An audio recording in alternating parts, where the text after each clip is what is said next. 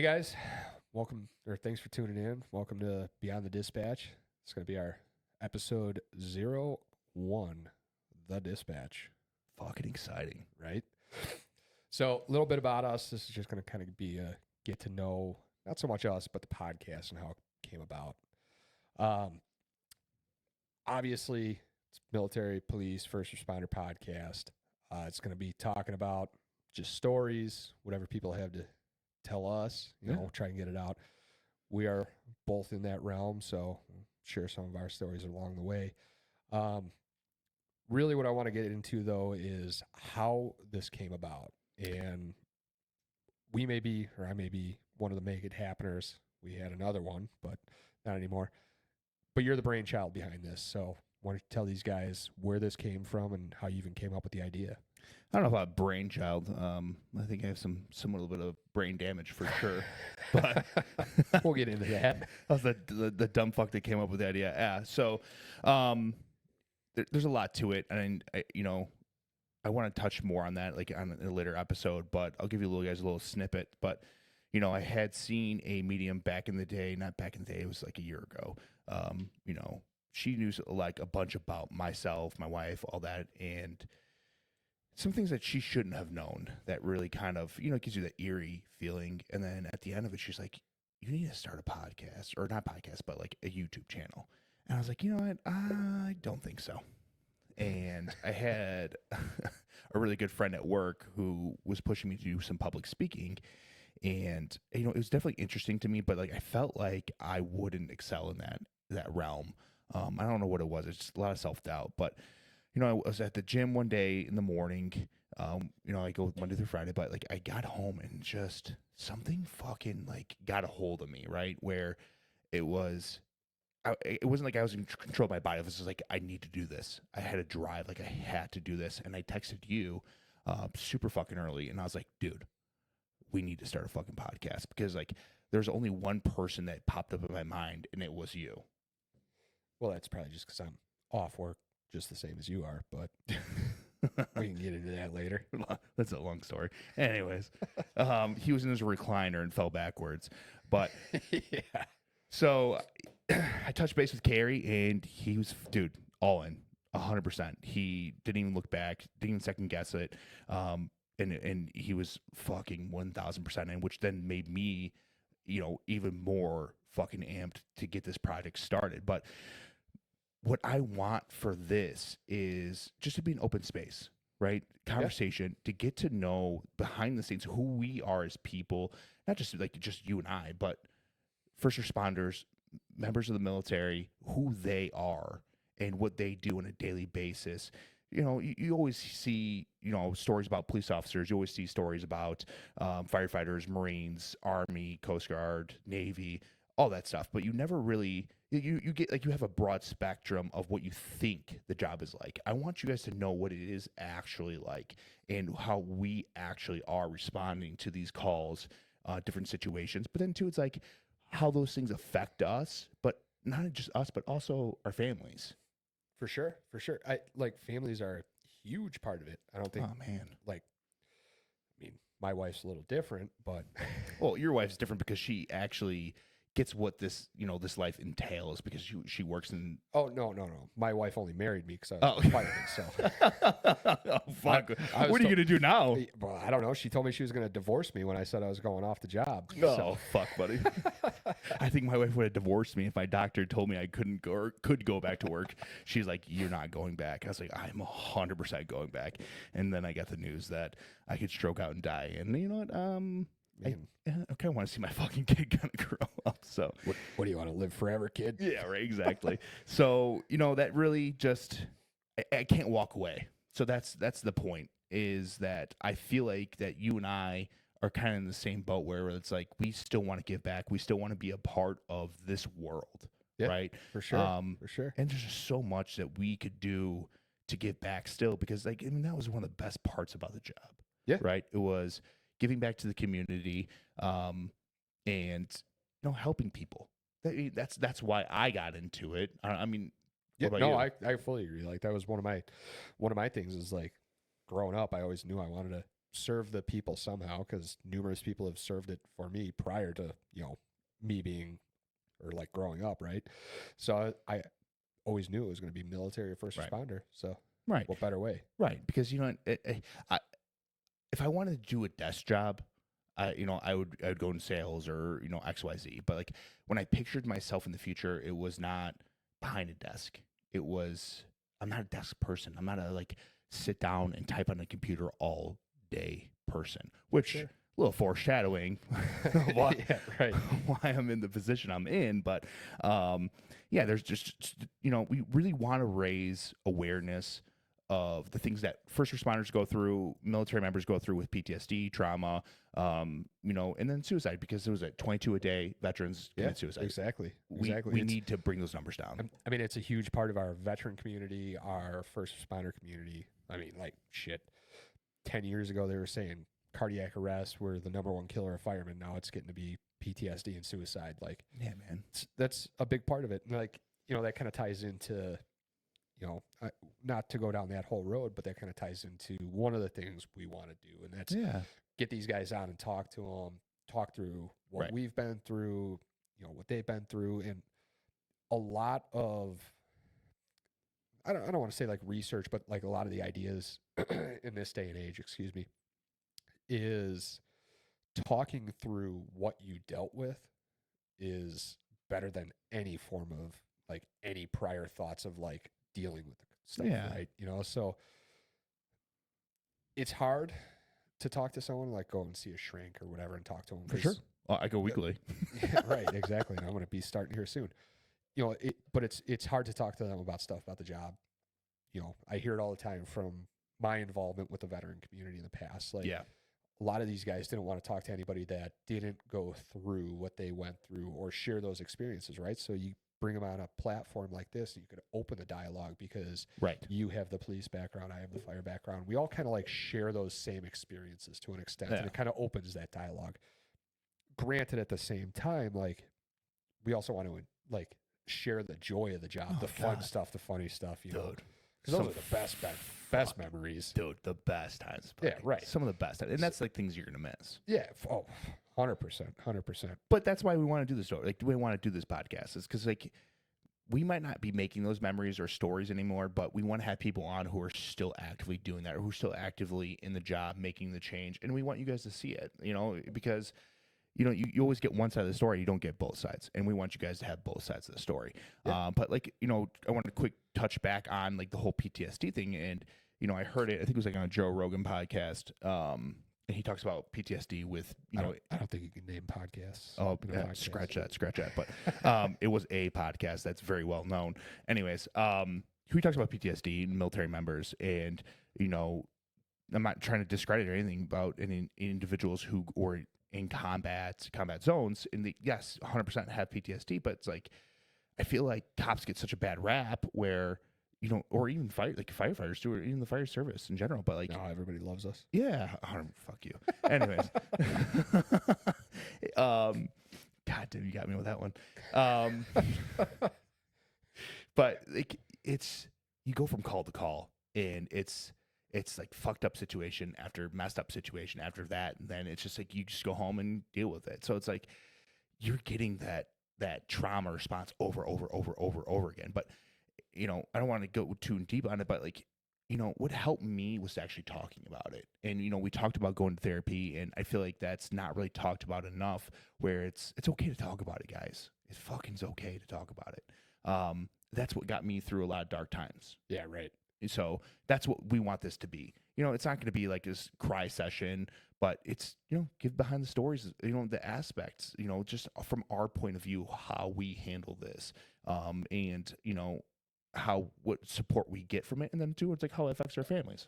For sure. And, something that actually just came to mind, I haven't thought about it at all too. Like, kind of one of the great things about this is it's going to be like the documentation of these guys, right? Like, all of us go through, our careers, our lives, and, I'm sure plenty of us think about like our legacy afterwards, right? Yeah. Like, something that's kind of neat about this is like, we're going to be documenting like numerous people's lives and like what they've done, what they've accomplished and things like that. And hopefully for generations to come. I Yeah, mean, man. I don't know if my grandkids are going to be listening to my podcast, but at the same time, like it's out there, it's information, it's Right. documented, it's never going away. Right. Just a random thought that popped into my head talking about this, but Be careful what you say. careful what I say. Yeah, you don't want your kids to see it or Oh. your grandkids to see it. So just be careful what you say. Yeah, right. Fuck them. They're ungrateful anyways. Joking. But it's okay. You've got ungrateful grandkids? No, I probably will. Those little shits. Yeah, right. From your lips to God's ears, brother. We're still trying. But yeah, let's transition to, let's give a little backstory, right? Yeah. So let's just start out with you. Like you're a police officer, did it for a while, Yeah. but there were definitely events that led up to you becoming a police officer. So tell these guys a little bit about I yourself. don't know about a very good police officer. Well, The I mean, ending my career, fucking, I'm not really good at dodging fucking bullets, but let's get into it. So I started out, I guess you would say, with my law enforcement career.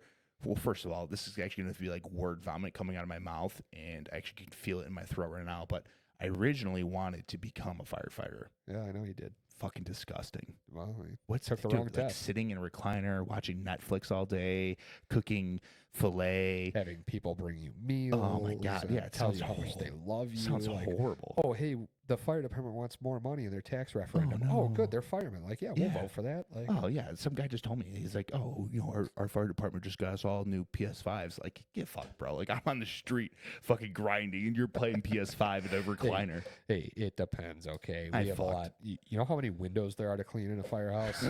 I got dude. I'll clean fucking windows, bro. So I started out my career with law enforcement, is actually with the Coast Guard. So, growing up, I always wanted to actually help people, and I know everyone says that, but I legitimately, like, I can't be behind a desk. I hate fucking paperwork. I hate all that shit. Which, foreshadowing, paperwork is pretty much 95% of what cops do.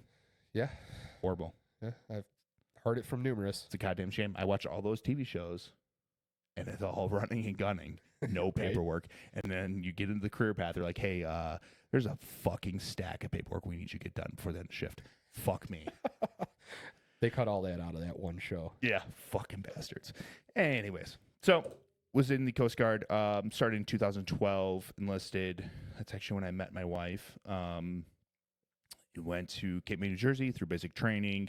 Got stationed in Charleston, South Carolina, where we did drug interdiction in the Caribbean. Fucking great time. Oh, I bet. We have to show you guys some of these pictures. I got some pictures of me on a fucking throne of cocaine. I remember you sending me those Scarface, photos. That baby. was so long In ago. real life. Let's go. Disclaimer: we've known each other since kindergarten. Yeah. Grew up houses away. So Oh, for sure. yeah. Great fucking time. A lot of trouble. Anyways, we won't talk about that right now. So then did that for 2 years, South Carolina. Fucking awesome time. If you guys haven't been to Charleston, South Carolina, you have to go. It's a great fucking time. Was transferred. They asked me where I wanted to go. My dumbass said, closest to Chicago as you can get me, not please put me in Florida or Hawaii. So then I Could have gone anywhere. dude, anywhere. And they put me on the south side of Chicago, Calumet Harbor. If you guys don't know where that's at, Google it. Little sketchy. So did that. We did like presidential patrols. We did a little drug work here and there, some dumb shit. We did like boating under the influences, stuff like that. We did boardings. Great fucking time. Actually, do not regret it whatsoever. Took that into a job that I had no business doing as a assistant project manager for a construction company out of Frankfurt. I thought I excelled at that. I think I was just super squared away. And they're like, yeah, this guy can be organized. So did that. And then until I got the call from my current police department and got hired on in 2017. Went to the police academy, went to the street, FTO. Great stories great stories about that we'll talk about at a later date and time. Actually, you have a guest that I want to have on who can tell you all about that. Oh, perfect. Oh, embarrassing as fuck. There's duct tape, there's rocks and bags. It's gonna get great. Sounds like a typical Saturday night Bro, for you.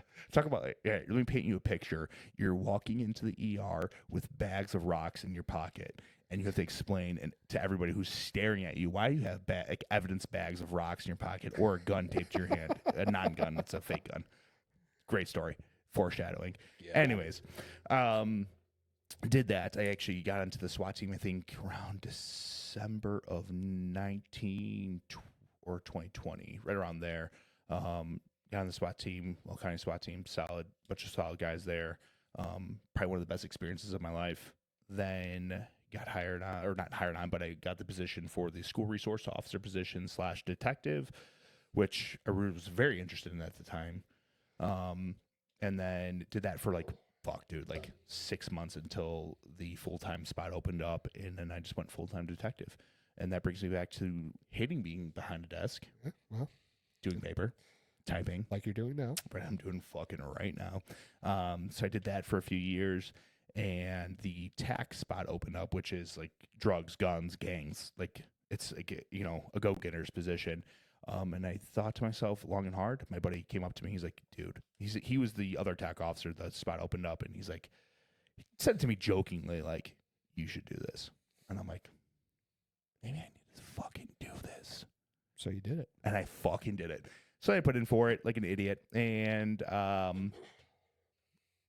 kind of I fucking loved it, dude. I fell head over heels for it. You know, we did For a couple months you did it. Yeah, for a couple months. You know, we were literally running, gunning, getting drugs, all that stuff off the street. And I was hooked and got the position. And then I got shot in the face fucking a few weeks later. And here we are today behind a fucking desk again. Well, full circle. Full fucking circle, buddy. So enough about the boring police field. How about the fire service, Carrie? Why did you want to become the fucking armchair captain of the fire service? Well, first off, didn't want people to hate me. So I actually got a call from your police department before I became remember full-time. Yeah. And I had to think about it long and hard, and I said, no. I love donuts, but not that much. You like those salty donuts, do you? Yeah. So I got into the fire service. I mean, really, I started in the medical side of things, the emergency medical side. Right. I always knew it was something I wanted to do.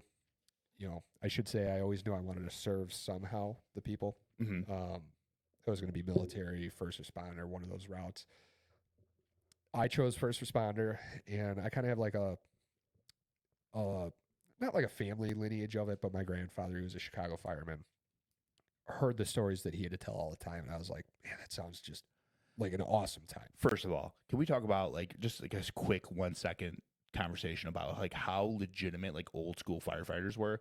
I've heard stories where like these dudes were going in with cigars in their mouth, no fucking apparatus for air. We don't need fucking air.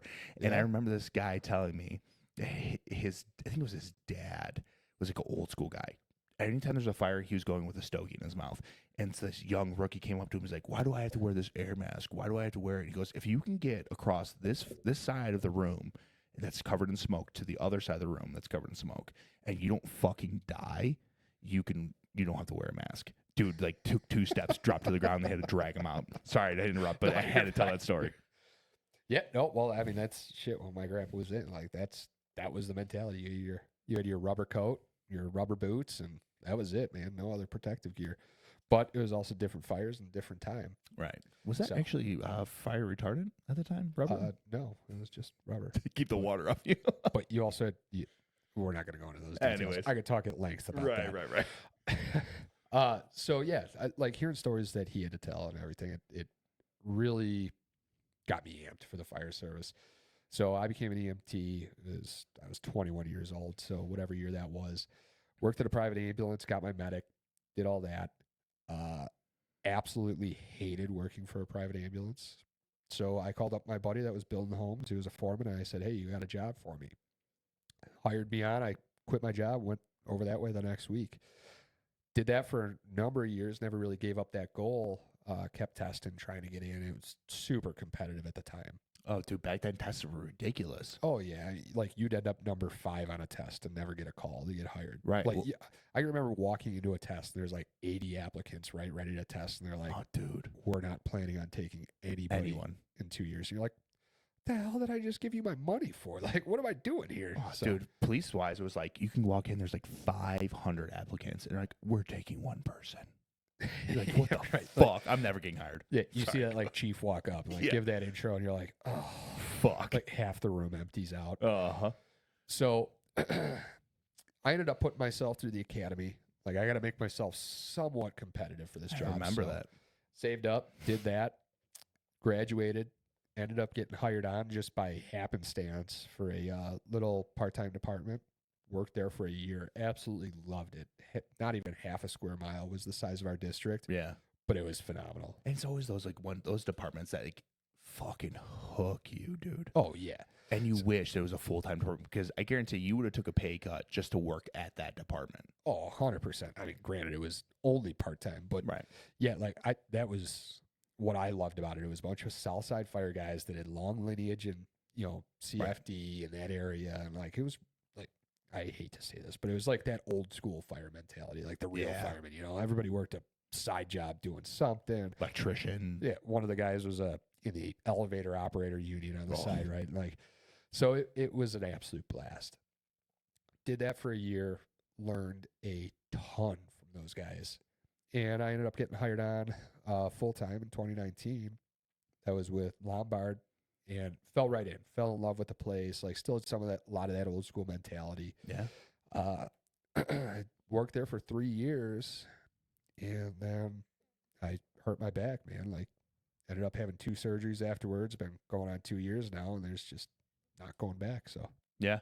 I remember that. Actually, I remember I was in patrol at the time, and then you put me down as a reference, and I was a lieutenant or whatever fucking plungers on their fucking collar that was called me. And he goes, "What can you tell me about Kerry?" I'm like, "You be making a mistake if you don't hire this kid. He's like, this is his passion. Very well-rounded guy, hard worker, extremely bright." I remember actually sitting in my patrol car. I think I was in zone 2 at the time, just north of Normantown Road. I remember exact neighborhood I was at when they called me for you. Shit. Yep. Well, Romeoville never called me for a reference. So see where I was at on your reference sheet. Look at that. All brain damage at all, dude. I still fucking what the fuck. Right. I know some things, like the random fucking things, but like still kept that memory. Yeah, I can't remember what I had for fucking breakfast yesterday. Or after my shooting, I remember one of my good friends came to visit me in the hospital. No clue he came. No clue. I felt like a fucking asshole, dude. All right, so like, let's touch base back about what we actually let's get back on track here. about like the podcast. Yeah, exactly. So I don't want to get too in depth and deep and emotional. But I mean, truthfully, the highlights of this podcast is actually to just to show you the human side of us, right? Cops get a bad rap. We're not bad people. It's like any profession. There's always a bad apple. There's always going to be a shitbag. 100%, man. We're normal people. I put my pants on just like everybody else. I still use Velcro shoes, tying around the tree through the loop. It just gets me fucked up. But, we're fucking normal people. But, we go through emotional stuff just like you guys do. So you guys have a bad day. We have a fucking bad day. And, there's a lot of things that play in our lives that carry over. And mental health is definitely one of the big things that I care very much about. I won't like dive too deep into it, but I do want to touch on it because it's definitely a big portion of this podcast. Because I told Carrie this, like, you tell people you're starting a podcast, and a lot of people are like, oh, whatever, like who cares? But that's their opinion. That's fine, and I get it. But if I can help one person, if we can help one person. Dude, all the money we spent, all the time we spent, all the stress over this fucking podcast we've done would be worth it. I think that's one of the things that stuck with me the most throughout that was when you made that comment. I was like, all right, like heart and mind are in the right place. Like exactly, 100% a go. Yeah. So, but it's not just gonna be about mental health. It's gonna be about a whole much more about that. It's gonna show you guys, who we are, but like.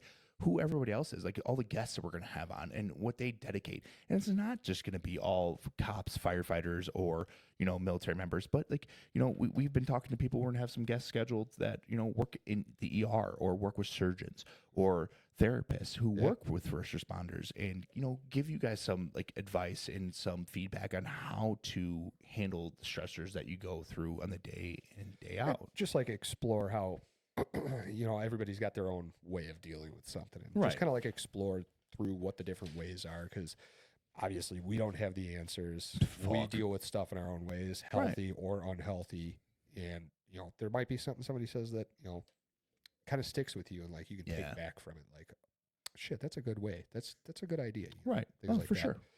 Like, because I have things that help me, but I'm not perfect. No one's fucking perfect. Actually, I wish I was, but I'm not. But, that's why I go to therapy once a week. And I'm not ashamed to talk about it because, there's that old school mentality of like, don't talk about your traumas. Don't talk about this. Don't talk about that. But that's not the right way to do it. Like, you can't go through life bearing and bearing and bearing because it just, it makes everyone else around you miserable. And that's For not what we sure, want. for sure. I mean, just kind of like touch on history a little bit.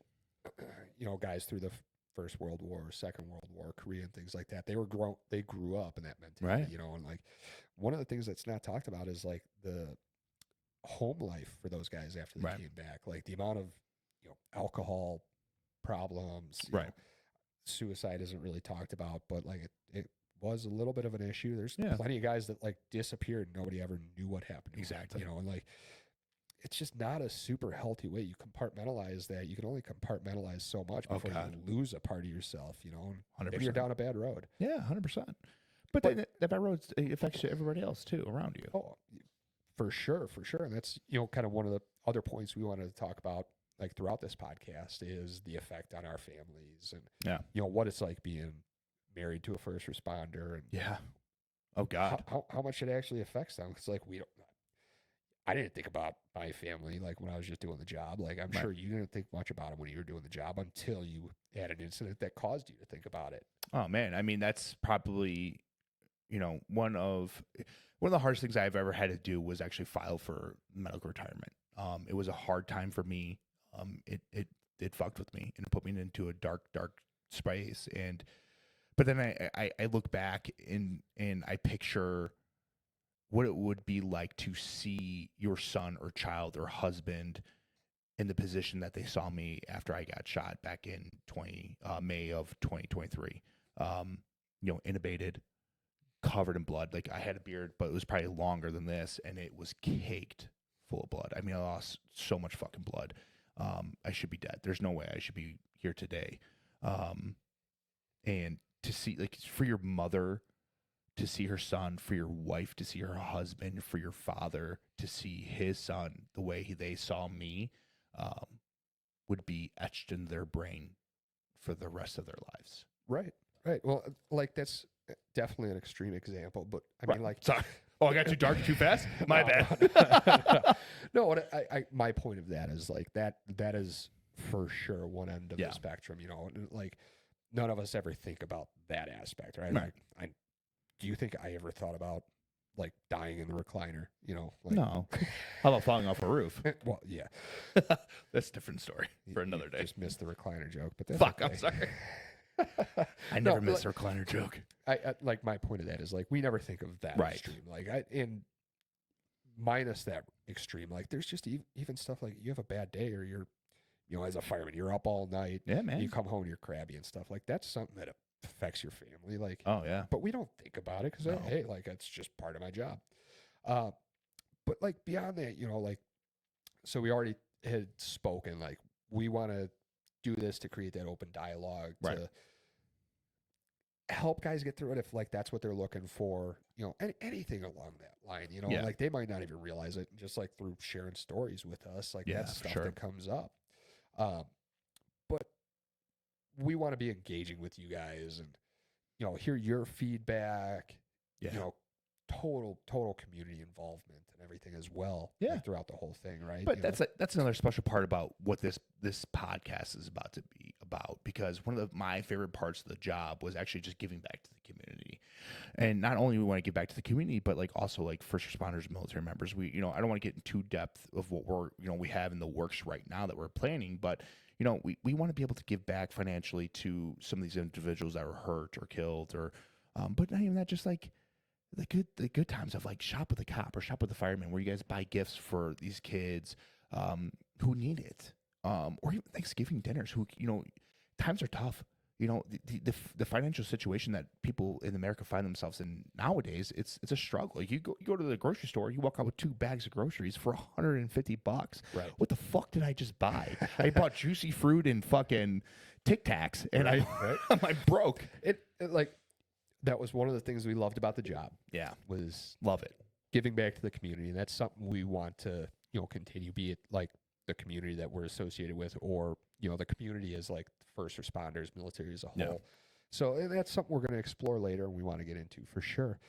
But I think I hope you guys got something out of this. Got a little bit about us. Got a little bit about what this show is going to be about. Yeah, we don't want to keep you guys too long because this is just an intro. Yeah, just an intro. But we really hope that you guys like, subscribe, share, because this thing is not going to be anything without you guys listening, viewing, and just passing the word around, right? So with that, we're going to leave you guys. Please, like I said, like, subscribe, share, give us a listen, comment, let us know what you think. Oh, I do have a quick note, though. Go for it. I do want to touch base on, listen, guys, we have an email. We have social medias. Please reach out to us with some questions. For sure. Yeah, we want to involve everyone. And then, too, like, if you want to come on the show, reach out to us. We have a bunch of good guests on, but I know there's more out there that I really want to reach out and get your guys' story out there. So please, 100%. like, subscribe, fucking share, but also reach out to us. Like, this is not just about us. We want it to be about you guys as well. 100%. This show's not about us. So at the end of that, I hope you guys enjoyed it. I hope you guys tune in because we've got a lot of things lined up. Bunch of people we're going to be talking to here. Hopefully some interesting personalities. We're going to have some fun. And with that, just join us on this ride as we go beyond the dispatch. Beyond the dispatch. Next episode. It's going to be fucking awesome. You guys take it easy. Thanks, guys. Have a good one.